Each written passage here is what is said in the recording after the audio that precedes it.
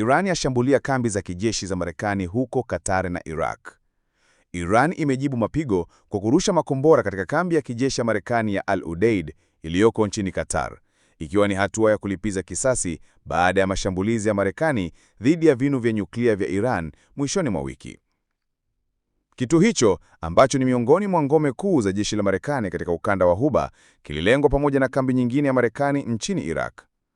Qatar imethibitisha kutokea kwa shambulizi hilo na imelaani vikali hatua hiyo, ikisema kuwa ni ukiukaji mkubwa wa mamlaka lake ya anga na uhuru wa taifa.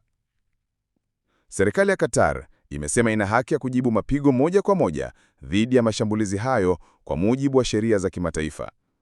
Kwa mujibu wa vyombo vya habari vya serikali ya Iran, Jeshi la Walinzi wa Mapinduzi ya Kiislamu IRGC ndilo liloongoza mashambulizi hayo dhidi ya kambi za Marekani nchini Iraq na Qatar.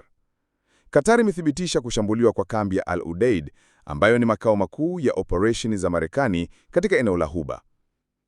Akizungumza kwa niaba ya serikali, msemaji wa Wizara ya Mambo ya Nje ya Qatar, Majed Al-Ansari, alisema, shambulizi la IRGC kwenye kambi ya Al Udeid ni ukiukaji wa wazi wa mamlaka ya anga ya Qatar, uhuru wetu wa kitaifa na katiba ya Umoja wa Mataifa.